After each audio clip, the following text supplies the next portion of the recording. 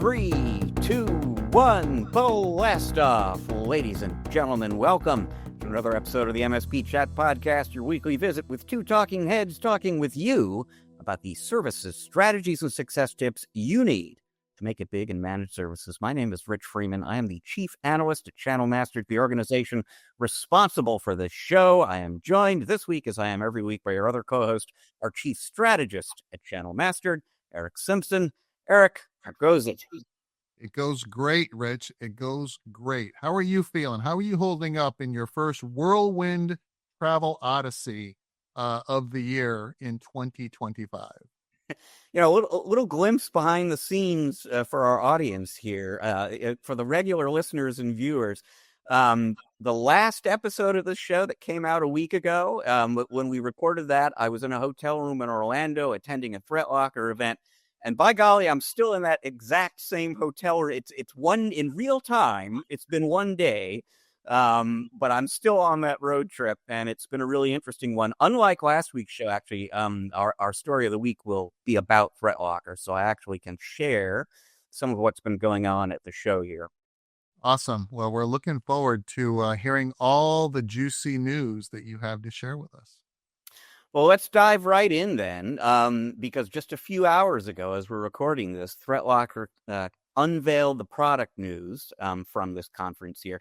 They actually introduced 5 new products, Eric. They all build off the base. The foundation of what ThreatLocker does and has always done is they offer endpoint protection built around a philosophy of deny by default. And so what they will always emphasize for you is it's allow listing, but it's more than allow listing, because an allow listing product will, in some cases, you could put TeamViewer, for example, on the allow list, and if an attacker weaponizes TeamViewer, the allow list security program isn't going to do anything about it. ThreatLocker is really designed to deny everything by default. And, they started out, it was very much a prevention protection part of the NIST framework solution.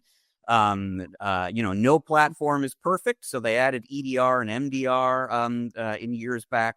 They've now added these 5 new products. I won't go into all of them, but I will flag 3 in particular. One of them is called ThreatLocker Patch Management. It does exactly what they say. That's an interesting move on ThreatLocker's part to get into something that the RMM makers do. And then the other 2 particularly notable products is one called ThreatLocker Web Control, which is basically DNS filtering, and another one called ThreatLocker Cloud Control, which is basically Microsoft 365 security. Now, ThreatLocker will tell you this is all still endpoint-oriented, built around the one agent on the device, centralized input and telemetry, and so on. But particularly in the web control and the cloud control product, Eric, you can kind of see them making the pivot that a lot of security companies are making right now into a little bit more of a user orientation versus a device orientation, as more and more of what businesses do happens in the cloud, and the device starts to take second place to that user identity. We're watching ThreatLocker kind of move with them. Now, the interesting thing about ThreatLocker, we're familiar, we've spoken on this podcast before about this phenomenon in the security world of platformization. Companies like CrowdStrike and Sophos and Palo Alto building these comprehensive end-to-end security platforms. That's not really where ThreatLocker is out. Now, I just a couple hours ago, I interviewed Danny Jenkins, the CEO of the company, and they will continue to add products and expand the capabilities of their portfolio as they see opportunities to extend this deny by default philosophy into other areas of security. But they're still, compared to some of these big names in security, a relatively narrow or narrowly focused security company. And this is even more true when you think about platform more broadly in terms of what companies like ConnectWise and Kaseya are doing, where they have lots and lots of different security functionality, plus RMM, PSA. And this is all in response to the desire that we've talked about a bunch of times, Eric, on the part of MSPs and end users alike to get more of what they need in the IT world from fewer vendors. And ThreatLocker is continuing to be this sort of endpoint oriented, endpoint specialist security vendor. I will just tell you this, Eric. That does not seem to be hurting them with MSPs. I don't have an official number for you, but there are approximately 1,500 people attending this event here this week, and that probably includes the ThreatLocker employees and the exhibitors and so on. But this is a pretty big event, and this is the first one of these shows I've attended. I'm told it was something more like 900 last year, so it's big and it's been getting bigger. And I've spoken to enough MSPs here to tell you they're not just partners, they're not just users, they're fans. And they tend to have a security-oriented mindset, and they very much appreciate the rigor that ThreatLocker brings to protecting the endpoint and now protecting those cloud workloads as well.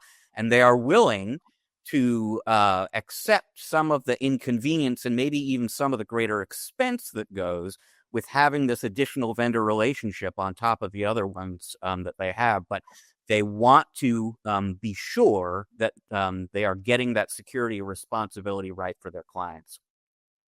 Wow. So lots of product announcements, interesting news in terms of product roadmap. Rich, does this feel to you like the table stakes are actually shifting for more and more vendors, forcing them to, go into some of these other areas that traditionally have been relegated to RMM and other type of vendors? It seems to me like we're seeing more and more of this movement.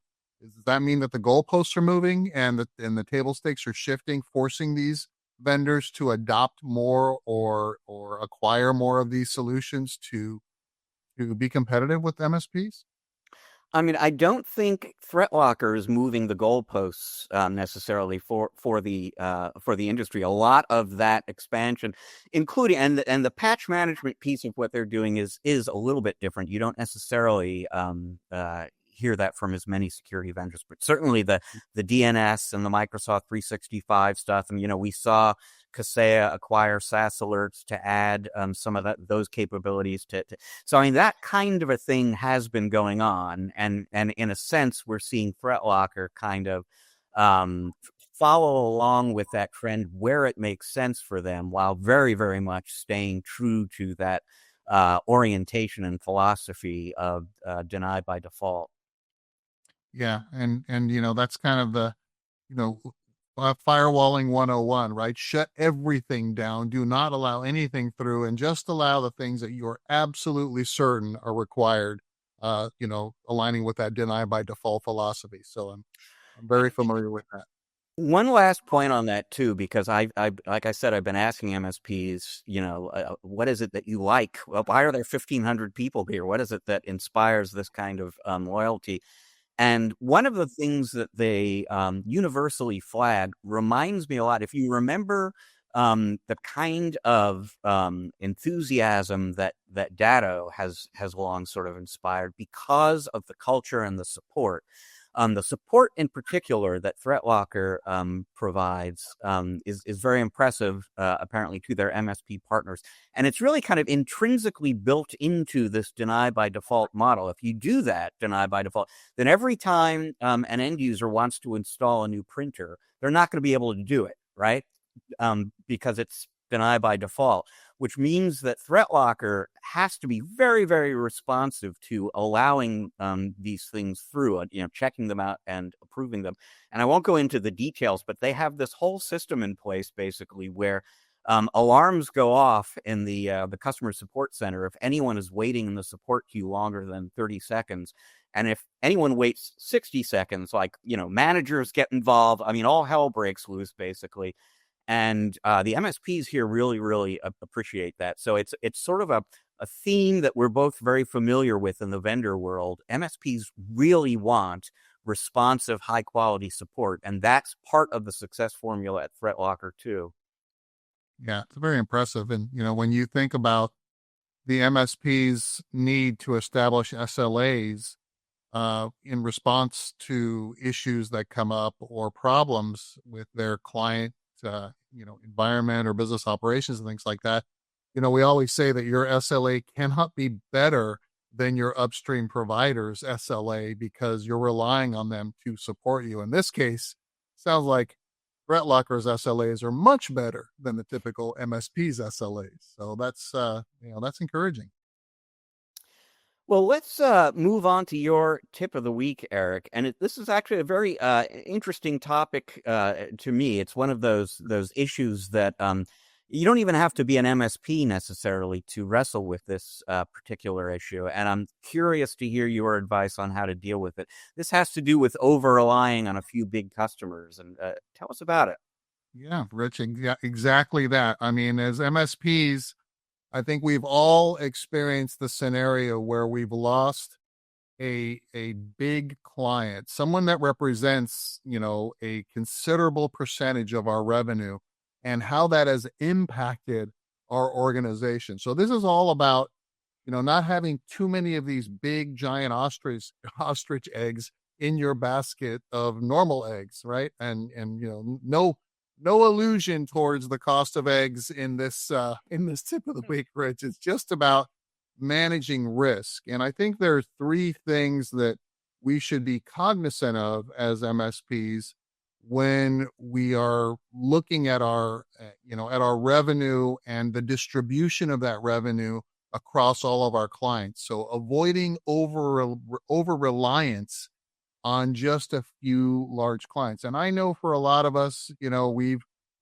experienced scenarios where we won that big deal and it's changed our business. But boy, oh boy, with that comes additional risk because we need to diversify our client portfolio to help manage that risk. And especially, Rich, when we're, thinking about an exit strategy, an M&A scenario, one of the first things that buyers look at is the risk of having too high up a percentage of our overall revenue distributed among very few clients. That is a risk for them as well.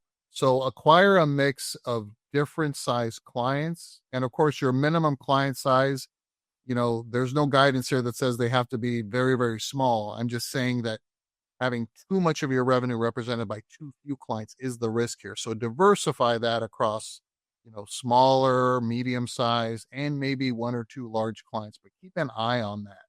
Develop scalable service models so that you can support your standardized services across these clients, right? So you're developing these standardized services, Rich. I speak a lot on the program about, bundling and packaging your services so that you're maintaining a high profit margin across these folks. And don't get pigeonholed into supporting a large client because of the revenue that they represent in supporting some of these very unique or kind of outlier type of technologies, right? Sometimes we get trapped in saying yes to a client because of the revenue represents, but boy, we've got to keep our team trained up or ramp them up on something that we're typically not really delivering to any other clients of ourselves. So that reduces our efficiency and profitability potentially if we're not careful about that.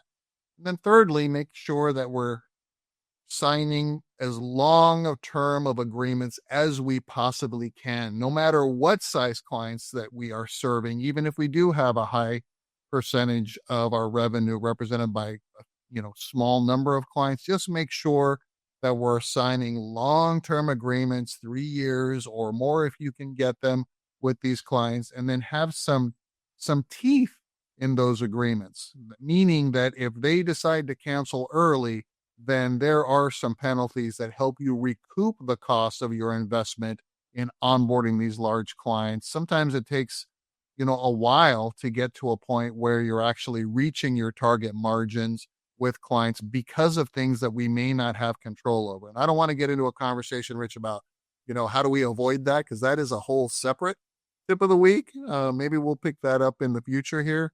But just remember that the more that you can diversify your risk, the better for you, the better for your clients, right? Because then, you don't want to get into a situation where you're negotiating on price to keep that client, further eroding your profit margin. And certainly it pays dividends when you're at a point when you're shopping your organization for an exit to try to, get the highest offer for your for your organization, making sure that that diversification reduces risk from a financial buyer's perspective. So is there a benchmark or a guideline for the folks in the audience? You know, how few is too few? How do they know I am over reliant on too few clients? And I guess the follow up to that would be if they flunk that test, I assume the answer is get your sales and marketing engine going, sign up some more accounts so that it isn't just, you know, three businesses or whatever it is supplying all your revenue. Great question, Rich. And I start getting antsy when I start seeing, north of 15 to 20% of total revenue being realized through, a single digit percentage of clients, right? So again, I think 20% is probably the ceiling for me.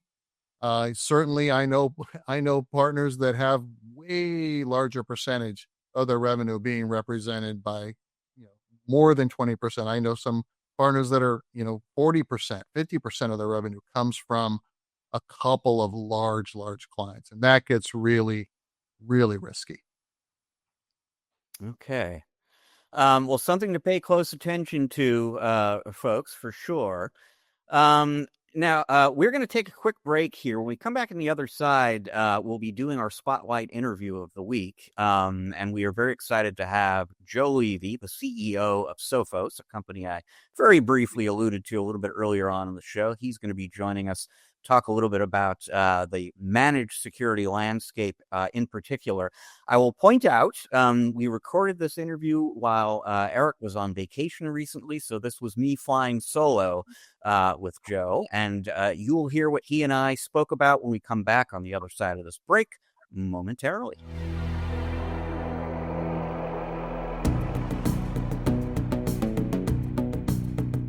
And welcome back to part two of this episode of the MSP Chat Podcast, our spotlight interview segment, where I am very pleased to be joined by the CEO of Sophos. That is a position that he has occupied for a little bit under a year at this point, although he has been at Sophos for a long time. His name is Joe Levy. Joe, welcome to the show. Hi, Rich. It's great to join you. So we've known each other for a while, and I'm going to guess almost everybody in our audience is familiar with Sophos. But just for those few people out there who are new to Sophos, and for anyone who is new to you, just tell folks a little bit about who you are and about what Sophos does. Certainly. Well, thanks again for the opportunity to join you and your guests, Rich. My name is Joe Levy. As you mentioned, I'm the CEO of Sophos. Recently stepped into the position. I've been with the Sophos for about 10 years now. Previously in the role of CTO, and I've been in the cybersecurity industry for longer than they've been calling it cybersecurity. So Sophos, as a refresher, is a 40-year-old cybersecurity vendor, very well known for our endpoint protection technologies. And over the years, we've diversified to cover all of the critical cross domains of modern IT operating environments and deliver security technologies and services to them. So that includes network security, email security, cloud security, integrations with all of the investments that our customers have made across all of their other IT assets, integrating it all into our XDR platform, and then our MDR service, Managed Detection and Response, which we're now protecting over 28,000 customers globally with today. And it's one of the fastest growing areas in the cybersecurity market, and certainly within the history of Sophos. So great to talk with you more about that. Yeah, absolutely. And that is the main kind of topic of conversation I want to get into is MDR and maybe managed security more broadly. But I've got to take advantage of the opportunity. Anytime I'm speaking with the CEO of a significant cybersecurity company, I just want to kind of get the view from, the captain's chair, your perspective just on the security industry broadly right now in terms both of the business landscape and maybe the threat landscape. So the threat landscape never rests. It's continuously evolving. This is why the industry needs to continuously evolve as well. We get to see a lot of really interesting firsthand insights within our MDR business. Historically, we've protected on the order of about 600,000 customers globally. But it's really at that interface into the security operations of the businesses that we protect through our MDR service that we get all these great novel insights to the evolutions within the threat landscape. Most recently, we've been seeing variations on combinations of mail bombing campaigns and the use of fraudulent IT help desk interactions that the threat actors are actively using and leveraging against many of their victims. So this is a continuous kind of evolution. There's the adaptation that we see within the threat landscape. As we step up the capabilities of technologies, the threat actors have to adapt in order to stay in business. And that's what's driven this progressive need within the industry to move from just buying a technology and deploying it and maybe occasionally checking in to see how good of a job it's doing keeping you secure, to these 24/7, 365 security operation mandates that most organizations are recognizing that they have today. And I think it's because of that the market has come to the point where it is now, where we're recognizing the need for services like managed detection and response, and for vendors to work really closely with partners through MSPs and MSSPs in order to be able to really effectively deliver these kinds of solutions to customers. And so that the evolution, the complexity of the threat landscape, and the inadequacy of older techniques where you sort of install and monitor infrequently. That's what's because your MDR service is, as you said, one of the fastest growing, if not the fastest growing parts of the business. But just industry wide, if you look at the different segments of security, there's high double-digit growth going on in MDR right now. So it's that complex threat landscape and the inability of a typical MSP or IT department on its own that's driving that growth. So there's a couple of levels at which we see these kinds of constraints that are driving the growth of MDR. And I should say more broadly that it's not just managed detection and response at the intersection of like extended detection and response, but we're seeing that movement pervasively across the cybersecurity landscape today. Detection and response has become the new means by which we just do a better job with cybersecurity. And it crosses all of the domains. It's not just the endpoint, it's not just the network, but it's cloud, it's identity, it's email, all of these primary pillars of modern IT environments. And there's a couple of things that drive this wonderful synergy that exists between MDR coming from vendors such as Sophos and the growth of the MSP space. And that is, many MSPs have arrived at the same conclusion themselves, that in order to do a better job for their customers, and ultimately this is what we're all in this business for, so that we can do a better job delivering protection. Many MSPs have recognized that they would love to be able to do MDR on their own, and some of them have undertaken it, but they quickly realize that it's difficult to staff for 24/7 by 365 for shift work across all of the geographies and across the diversity of technologies that they need to be able to maintain for their customers, and they've learned pretty quickly that it's a good idea to partner with a larger vendor like a Sophos, who's made this investment into this global capability with over 500 analysts that are now driving our MDR service in our combination with SecureWorks to be able to keep our customers secure. So it's that economic factor, really. It's that we number one, we realized that we needed to do a better job than just throwing technology over the wall and then hoping for the best. We needed to provide the actual security operation capability. And then the MSPs themselves recognizing that they themselves might not be able to effectively, efficiently, profitably scale that business on their own. So to have the opportunity to work with a vendor like Sophos, it's transformational for many of them. Yeah, I've long had the idea, in my head. Every year, new research data comes out about the skills gap in the security world. How many more security professionals the world needs to deal with the threats out there right now. And I see those numbers every year and think to myself, that's got to be a tailwind for managed security, because even if you have the sophistication maybe to take some of that function in-house, just finding the people and affording the people, it's going to be impractical for a lot of companies and IT partners out there. That's right. There's way more demand than there is supply for skilled cybersecurity operators today. So that's one economic factor. Another economic factor that's pretty important to consider is this notion of the cybersecurity poverty line that we've been talking about in the industry for little over a decade now, a term originally coined by Wendy Mather. And I've been fortunate enough to join Wendy on some webinars, being able to discuss the topic with her directly. And basically what that states is that there are economic constraints that prevent organizations from doing everything that they need to in order to run a good cybersecurity operation. And it could be anything from falling victim to the fact that cybersecurity as an industry is a classic market for lemons. It's difficult to understand what the most effective technology is. And for a non-expert in cybersecurity to be able to differentiate the claims of one vendor versus another. How does an organization go about determining what the best technology is going to be for them in their hands? Because it's at the interface between the technology and the operation of that technology that really begins to make a difference. So there's one dimension where the cybersecurity poverty line works. Another one, of course, is strictly financial. Like, does an organization have the budget necessary to make the investments in the right technologies, to build up a security operations center, to be able to develop a mature and a robust risk management strategy and framework whereby they can both measure their risk and then over time continually drive that risk down. Many organizations are just poorly equipped to be able to do that kind of thing.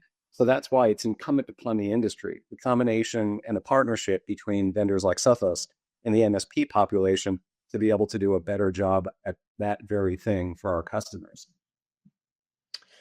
So, given some of the variables, the issues that we're talking about here, is there a particular kind of profile of the MSP that is most likely to benefit from MDR, most likely to need it in terms of, size or maturity, revenue, et cetera? Or is this really kind of an across-the-board requirement?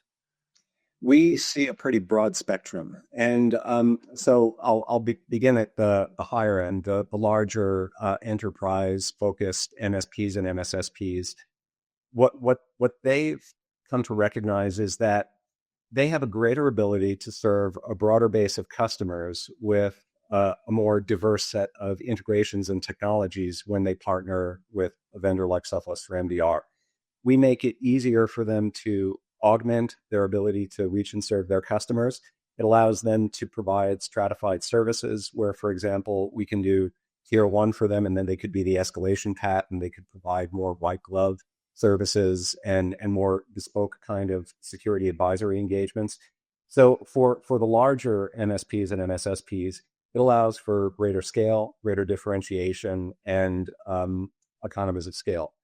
For the smaller MSPs, I've had some conversations with our MSPs, and we're fortunate. We have a global network of about 7,000 MSPs that we work with today. And they're some of the fastest growing segments of our channel and of our business worldwide. And we're really, really grateful for these relationships, and I hope to continue to cultivate them and build more of them. I've had some of these MSPs actually say to me, your MDR service has been life-changing for us, like those very words, which are pretty profound when you think about it. And what they mean, like when I dig into that a little bit, what they mean is that they recognized very early on that they needed to do a better job for their customers, that it wasn't just a matter of let's sell them a technology and let's occasionally check in with it, but that they needed to provide them 24/7, 365 security operation capabilities.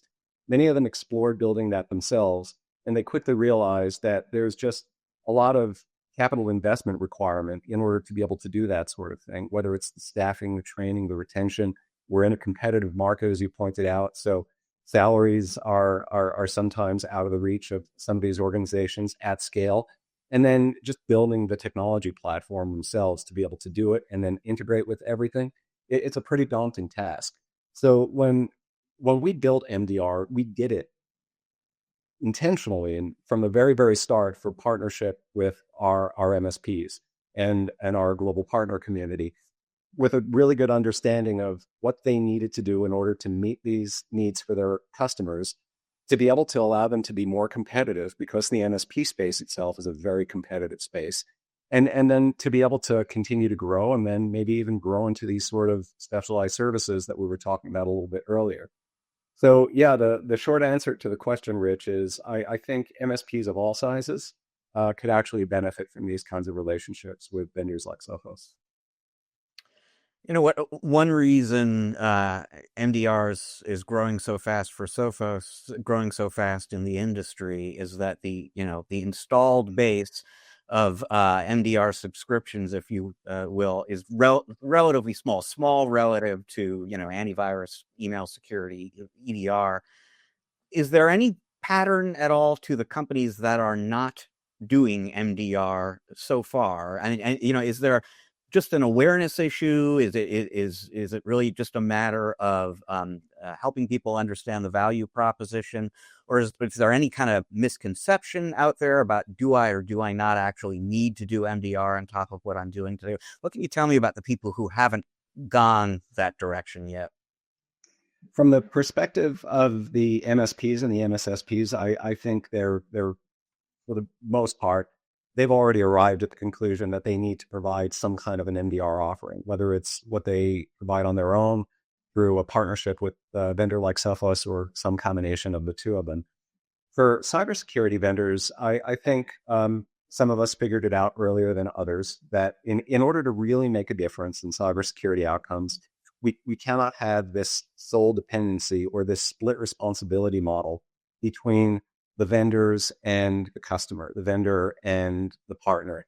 We need to have this more tightly coupled shared responsibility model where the vendor has more skin in the game.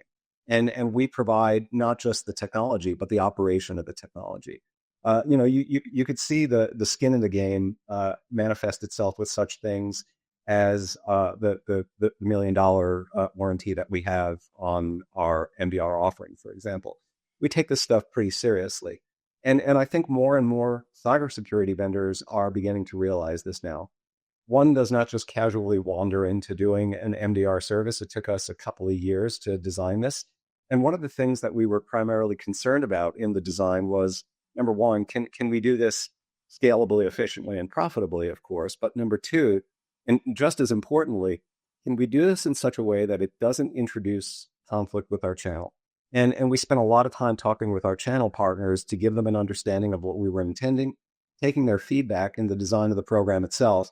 And then we just continue to iterate on it so that this is something that is complementary to our channel partners and our MSPs, allows them to grow and scale and thrive rather than something that they would view as being competitive with them. So I'm going to set you up with a potentially self-serving question here, but I am curious to hear your thoughts. To the extent that most MSPs either have or know they need an MDR service, from your perspective, from a Sophos perspective, what are the things they should be looking if they're in the phase of evaluating their options, or if they're even just rethinking the service they're using now? What are the things you think they should be looking at? So many dimensions that this should be measured on. So number one, ease of doing business. When MSPs are choosing the vendors to align themselves with, they have to ensure that there is just a complementary business model, that they're easy to do business with, easy to onboard, that provide them kind of really reliable base of operation, provide them profitability, scalability. These are all the fundamentals of how do you choose a vendor. So of course, these are critically important. But then within the MDR space itself, not all MDR vendors are created equal. And there is clear differentiation between some of the capabilities and competencies and scalability of the different MDR solutions that are out there today. One of the most critical elements of MDR is just ensuring that there is a sufficiency of interfacing with all of the other investments that the MSPs are going to find in the diverse basic customers that they're serving. So like most customers probably have some kind of a Microsoft footprint. So it's obvious that there needs to be really good integration with Microsoft. So we've made very significant investments in ensuring that we've got tight integrations with all of the Microsoft security APIs that can benefit not just the E5 subscribers, but anyone who's using any kind of a Microsoft endpoint solution, for example, or Azure solution. And then we've built a set of bespoke detections, and that demonstrates clear value above and beyond what the customer is going to get from the Microsoft investment itself. And that, of course, covers a very, very large base. But then you've got dozens of other vendors who are out there. And we just want to make sure that we're doing a good job delivering the integrations and delivering the detection logic on top of those integrations to provide above and beyond benefit to whatever the incumbent investment might be. So that's one big differentiator that MSPs would need to look for. Another one is just the efficiency of operation. So many of our MSPs, they'll co-manage MDR with us, which we think is a great model because we have a lot of MSPs who do run a SOC, but they run it 5 days a week and it's a 9 to 5 kind of an operation. And then they want to make sure that somebody's got their back after hours, weekends, holidays, so that they can go live their lives. So we have a lot of these engagements where there's this co-managed model with NDR, and our MSPs love that. It gives them the flexibility to deliver a security operation service to their customers during a set of business hours, and then know that the customers are going to be kept secure by us outside of their operating hours. So that's a flexibility in the engagement model that we built at the very start with our MDR offering that our MSPs have really loved. I could go on, but clearly there's multiple dimensions by which the MSP should be measuring it, and ultimately it just comes down to how good of a job can we do for our customers when we partner with this vendor. So we're talking about managed security. As it happens, we are recording this conversation within a week, maybe 2 weeks of Sophos officially closing its acquisition of SecureWorks.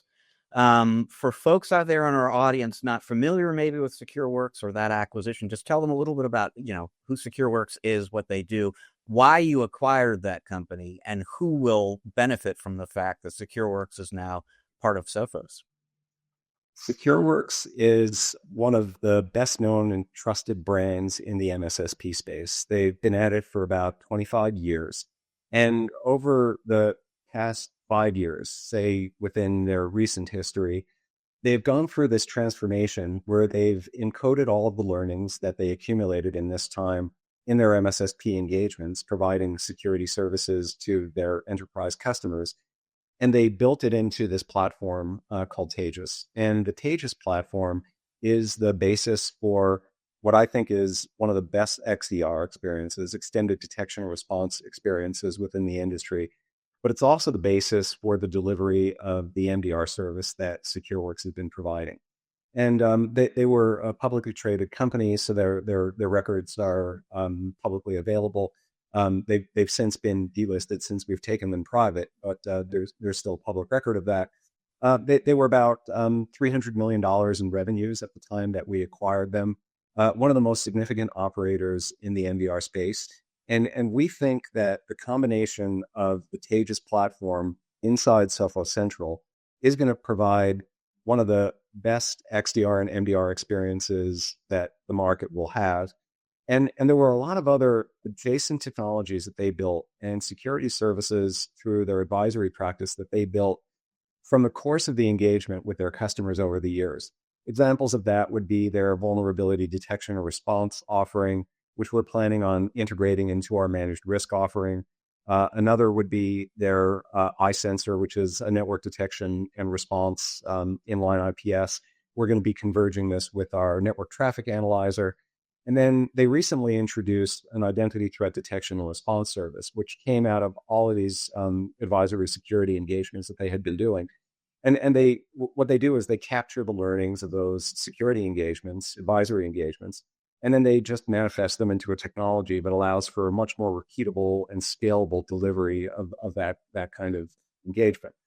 We're really excited about bringing these capabilities into Sophos Central. As I mentioned, in some cases, there is going to be an offering that existed in the Sophos portfolio and in the SecureWorks portfolio, and we're going to be bringing the best of the two together. We want to be able to do this in as non-interruptive way as possible for our customers and our partners. So the first thing that I would do as I begin to preview some of this is I would say, we practice principle of first do no harm in the way that we do our integrations, and it's going to inform the way that we run the SecureWorks integration. We want it to be a continuous, non-disruptive, seamless process for our partners and our customers. So things are going to be the same tomorrow as they were yesterday for the foreseeable future as we begin to bring these portfolios together. But over time, we are going to bring unified go-to-market motions and unified platform capabilities to the market. So all I could say is that we think there's a wonderful combination, and we believe that we're going to be able to do a lot of benefit for the cybersecurity industry and for the partner community as a result. So this is not a managed security question exactly, but it's a question I had the opportunity to ask someone from Bitdefender last November, and I'll ask you too and kind of get your perspective on it. There's a lot of excitement in the cyber world and the security industry about the power of AI to help defenders. There's a lot of anxiety about the power of AI to help attackers. Who's benefiting more from AI so far, and why? So I would say at this point, the defenders have the upper hand in the application of AI to cyber defense. And we've been embedding AI in our technologies and our products for about 7 or 8 years now. We acquired a company called Invincia in the 2017 timeframe, and they had some of the best deep learning neural network architectures that we had ever seen, designed for the purpose of classifying never before seen portable executables. That was the basis for what they brought over to us. Since that time, we now have about 60 deep learning models in production.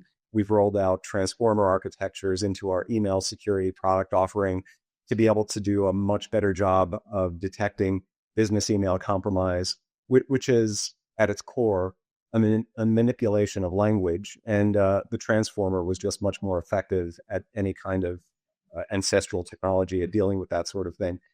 And then naturally, since the broad availability of generative pre-trained transformers and large language models, we've been integrating LLMs into our security operation practice. So our MDR analyst team, for example, they're aided by large language models that help them to do things like deobfuscating obfuscated encoded command lines, interpreting opaque PowerShell, being able to tie together various discrete events that are brought together within a case framework, and then to construct a timeline and a narrative around those discrete events. So all of these are already aiding our analysts. And we think that defenders are probably going to continue to have the upper hand. Now, on the attacker side, we definitely been seeing a professionalization of social engineering attacks, phishing attacks, everything within that domain. We really haven't seen too many instances of vulnerability discovery being driven by an AI or construction of novel exploits or novel malware or anything of that sort. Doesn't mean that it's not going to happen, but for the time being, we believe that the defender, certainly the defenders within the Sophos MDR practice, have a significant advantage through the use of AI. For the record, that's pretty much what the guy from Bitdefender said as well. His explanation for why the defenders are benefiting more so far was a little depressing, though, which was just basically that the old school attack techniques and threats are still so effective out there that the attackers don't need to innovate. They don't really need help from AI yet, getting better at what they do. And so they're kind of ignoring it so far. It's the defenders who really want to take advantage of the benefits they can get.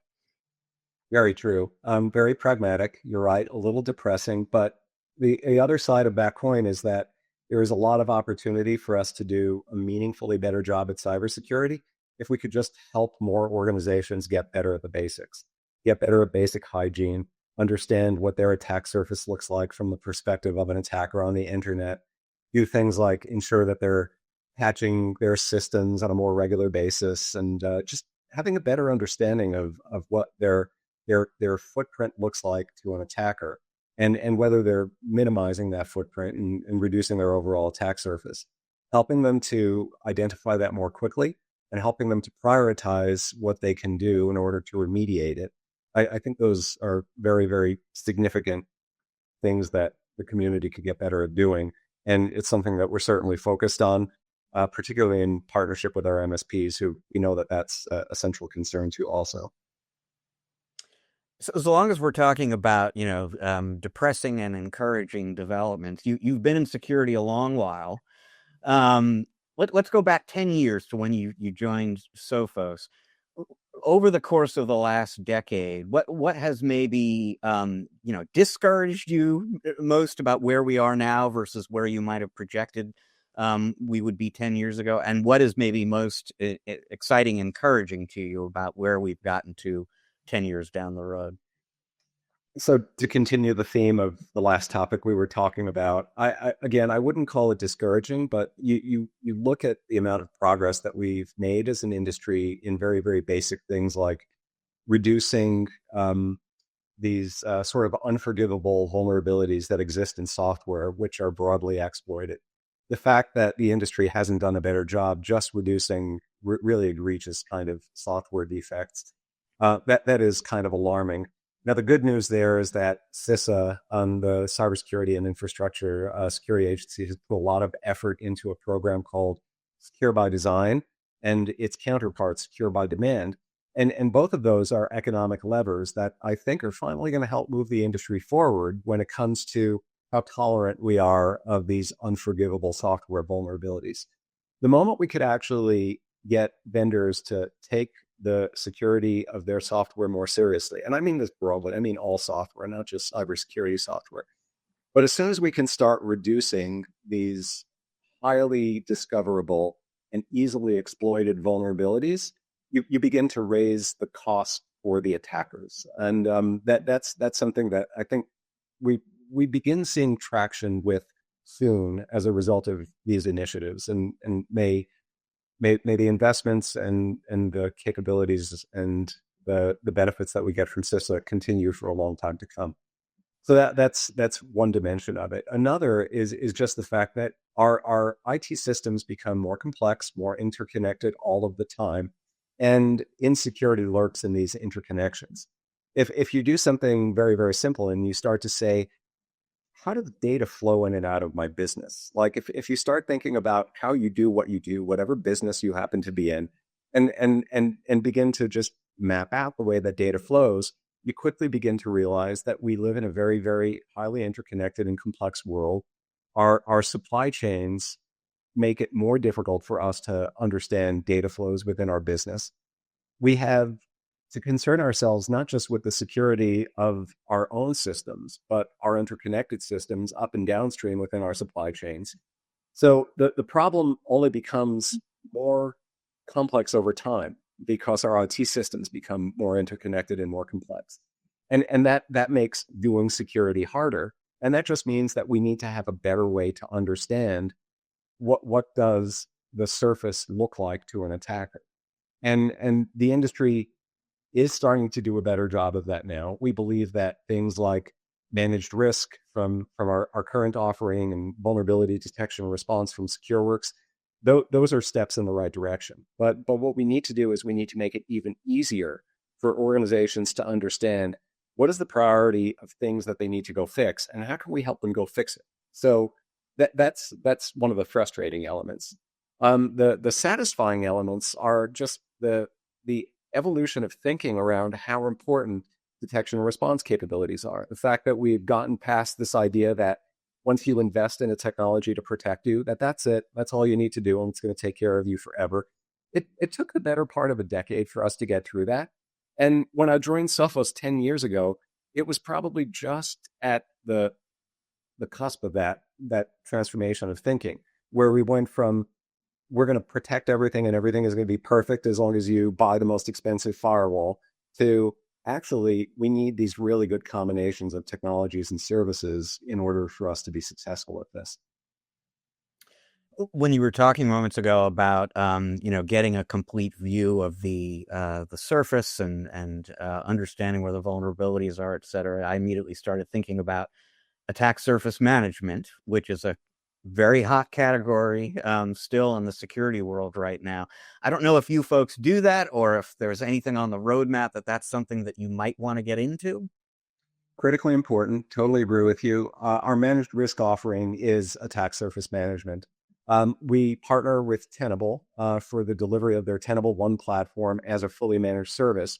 And again, this gets back to most organizations would love to have some sort of an ASM or a CASM inside their operations to get this continuous view of what is their attack surface, internal, external, identity, all of the components. Many of them just don't have the funding, they don't have the skills. They recognize that it's probably somewhat beyond their reach in order to both procure, deploy, operate, and continue to operate the technology. So we realized the opportunity there to make it a turnkey decision for customers and for partners to say, here is a managed risk offering that will give you everything that you were hoping to be able to get out of this technology. And you don't need to worry about operating it. We'll do the operation for you. We'll do the prioritization. We'll give you the reports that you need. We'll tell you the steps that would be required to remediate your top 3 vulnerabilities. We can work with our partners to help you with the remediation. It's a really important step to fixing this like basic blocking and tackling hygiene problem that we keep coming back to. So I want to circle back quickly. You mentioned secure by design and secure by demand earlier on there, and these are both from CISA. Secure by design is basically a pledge that a vendor can take to embrace. I think it was like 6 or 8 pretty basic, security practices or controls in terms of how they code and deliver their solutions. Secure by demand is more about the people on the purchasing side of these technologies, any kind of technology, insisting on, working, as I understand it, insisting on working with vendors that have committed to creating secure products. To some extent, based on what you were saying before, I mean, that for the real change that needs to happen in the industry, the vendors, outside the security realm, just vendors in general, need to take security more seriously. For the folks in our audience, is secure by demand maybe the low-hanging fruit, the easiest way to apply some pressure to the vendors they work with to take this security issue more seriously? Absolutely. I was so pleased when CISA rolled out initially secure by design and then the counterpart secure by demand. You could look at it again on economic terms. Does supply create the demand or does demand create the supply? And the answer is a bit of both, of course, but we've had an abundant supply of cybersecurity technologies for a very, very long time.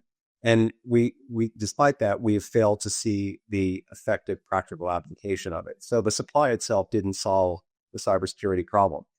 When it comes to secure software, we could have vendors like Sophos, who were one of the first in the industry to sign the pledge. And I think there are a few hundred who have signed now. You could have every software vendor in the world sign the pledge. But until there is that demand counterpart, until buyers start voting with their procurement dollars about which vendors they're going to put their trust in, I don't think we're really going to see a big difference. It's when you combine the two parts of the equation together and you get the supply side, vendors who are really taking it seriously, really opting in, doing the right things, and being transparent about it. The transparency and the auditability of it is absolutely critical. And then you couple that with the demand side, where buyers start holding their vendors to account. They start holding their partners to account. Like this software that you've chosen to bring into my environment to be my PSA or my RMM solution, for example, professional services automation, remote monitoring and management, which the MSP community will know very, very well. How seriously does that vendor take their software security? And I'm not picking on any particular platform here, but if you think about the level of privilege and the level of access that MSPs bring into their customer environments when they're installing these administrative tools that allow them to do what they do for their customers, it's effectively the keys to the kingdom. They have full administrative access to all of their endpoints, their cloud infrastructure, all of their firewalls. The MSP should be very concerned about how seriously their vendors are taking secure software design, because ultimately they're the interface to the customers, and they're the ones who are going to be primarily accountable for something going wrong. So especially for the NSP community, I think secure by design and secure by demand are really important and should be paying really close attention to the initiative and the advancements that it's driving. And we will include links to both of those in the show notes for this episode so folks can check it out. And I definitely encourage them to do that. So we are still relatively early in 2025 here right now. And I understand there's only so much you can say on a podcast. But as you look down the road to the remainder of this year and where you and Sophos will be focused, what's on the roadmap and so on, what can you kind of preview for us that's coming up? So our focus is going to be on getting the integration of SecureWorks right. This is our highest priority right now. I'm just beginning to engage with SecureWorks customers and SecureWorks partners. I'm looking forward to doing a roadshow and going out and meeting as many of you as I possibly can. The first thing that we want to do is we want to ensure that we're maintaining the trust that you placed in SecureWorks when you chose to do business with them in the first place. So that's my highest priority right now. Then it's a matter of getting the businesses integrated so that we can continue to do an exemplary job for our partner communities and continue to be the vendor that they consider one of the easiest to do business with. I want to make sure that this whole integration experience is something that all of our partners view as exceedingly valuable. And then 3, of course, is bringing the technologies together. And this is something that engineering teams on both sides, first of all, I'm delighted to say that there was just about the best imaginable cultural alignment between the two organizations. And when they got together in front of a whiteboard in Abingdon in the UK at our headquarters about a month ago, many of them just felt as if they had been working together for years already. So we're off to a very, very good start. And as many people know, one of the places where integrations and acquisitions sometimes go wrong is in cultural misalignment. I'm delighted to say that we have a very, very good cultural fit. And that's going to enable us to drive this integration of the technologies and the platform together. As I mentioned, I think Taegis is one of the best XDR experiences that I've seen. Anyone who has had the opportunity to work with it generally has the same opinion.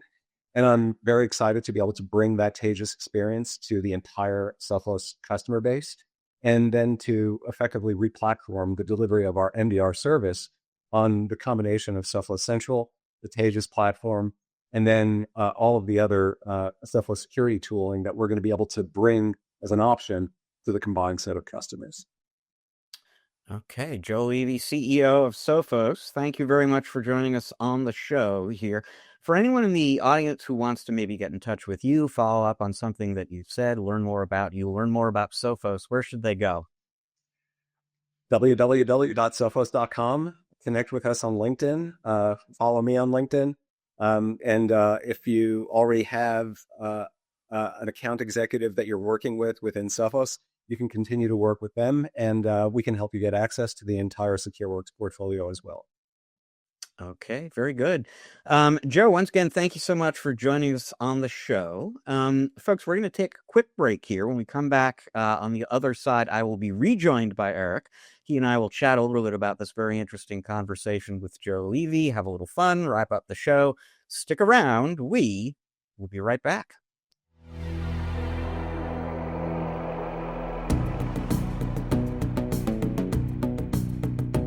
All right, and welcome back to part 3 of this episode of the MSP Chat Podcast. And once again, thanks very much to Joe Levy of Sophos for taking time out of a busy schedule to join us here on the show. Eric, I have a news update and a fun fact for you about that interview with Joe Levy. I'll start with the news update. So I recorded that conversation with him 2-3 weeks ago while you were on vacation skiing in Park City, Utah. And as we're recording this final little bit of the show right now, it's actually just a few hours after Sophos announced that pretty much their entire product line is now available through the Pax8 marketplace. So that's actually kind of Big news for them. They were obviously well aware of the fact this news was coming when Joe did that interview with me. They weren't in a position to talk about it, but this morning, good timing on their part, they did send over the press release. I'll very briefly read you a portion of Joe's quote from the press release about this PAX8 announcement. MSPs want to align with vendors who are easy to work with, and this agreement will make it even easier for MSPs to work with Sophos, something we've long been committed to. With cybersecurity, speed and innovation are essential for defending against attackers. This partnership with PAX8 accelerates MSP access to critical cybersecurity tools. So big news for Sophos actually joining the PAX8 marketplace. I'm sure the PAX8 folks are pretty excited to have Sophos on the line card for their marketplace as well right now. That's the news update. Let me give you the fun fact, Eric. So off the air, right before recording that conversation, I'm chit-chatting with Joe and with some of the PR folks, and it was like, hey, where are you zooming in from, Rich? Well, I'm in my home office in Seattle. What about you, Joe? I'm in my home office as well, in Park City. Joe is probably like up the street from you. If you're Airbnb, when you were, out in Park City, you were right there in his hometown where he lives and works most of the time. And it was like, what are the odds, actually, of that? Wow. Two ships passing in the night without knowing of each other. Well, we go to Park City every year, Rich, so maybe there'll be an opportunity for me to buy Joe a beer next time I'm in the area, and we can, expand our conversation. All right. Well, folks, that leaves us with time for just one last thing on this episode of the show here. And surprise, surprise, it comes to us from the world of AI. A company called Full Stack Academy went out to a bunch of people and asked them a simple but interesting question. Would you someday be willing to work for an AI boss? Would you be okay reporting into ChatGPT, essentially? And would you believe it, Eric? 65%, just shy of 2/3 of the people they surveyed said, yeah, I'm open to the idea of having an AI boss. And some of the other data Full Stack Academy collected kind of hints at why people might be open to that idea. 65% of people surveyed think favoritism is the main human boss flaw that AI bosses could fix. And apparently people are so upset about, human boss bias and misunderstanding and everything else that goes with working for an actual human being, that 60% said they are open to the AI boss tracking everything they do if it means higher pay. So 2/3, 65%, my boss is going to be AI, fine. Even if that boss is watching me 24/7, as long as I get paid more, I'm good with that. And I'm even better with that because my AI boss, unlike my real boss, is not going to play favorites. It's very interesting, Rich, how folks objectively feel or subjectively feel about this bias and this favoritism and all the office politics. I mean, heck, I left the enterprise because I was tired of dealing with the internal politics of it, right? But I had no idea that that people would go so far. Like 65% of respondents said, "Yeah, I'd consider that." Right? Yeah. Let's just hope that I know that they mentioned also in the article like some of the avatars that they would consider being their AI boss. And I'll read from the article: Barack Obama, Morgan Freeman, Ryan Reynolds top the list of celebrities and public figures Americans would choose as avatars for their AI boss. Who's missing from that list, obviously, Rich, is Arnold Schwarzenegger, right? Because nobody really wants the Terminator to be your AI boss avatar, right? Yeah. And I'll say, just from my perspective, that the thing that gives me pause about reporting to an AI boss is, human or non-human. Do I want a boss who hallucinates regularly? I'm not sure if that's a great idea, but a lot of people don't worry about it so much. Apparently, thank you, Full Stack Academy, for revealing that fact. And thank you, ladies and gentlemen, for joining us on this episode of the show. That's all we've got for you this week. We will be back again in 1 week's time with another episode for you. Until then, we will just remind you this is both a video and an audio podcast, which means that if you're listening to us, but you'd like to check us out on video, go to YouTube, look up MSP Chat. You'll find us there. If you are watching us on YouTube, but you're into audio podcasts too, go to Apple, Google, Spotify, wherever it is you get your podcasts. You'll also find us there. And wherever it is you find us, please subscribe, rate, review. It's going to help other people find and enjoy the show just like you do. This show is produced by the great Russ Johns. It is edited by the great Riley Simpson. They're part of the team with us here at Channel Master. They would be happy to create a podcast for you. Podcasts are just a tiny part of what we do for our clients at Channel Master. If you want the big picture, go to www.channelmaster.com. Channel Master has a sister organization called MSP Master. That is Eric working one-to-one with MSPs to grow and optimize their business. You can find out more about that organization at www.mspmastered.com. So once again, thank you so much for joining us. We'll see you in a week. Until then, folks, please always remember you cannot spell channel without MSP.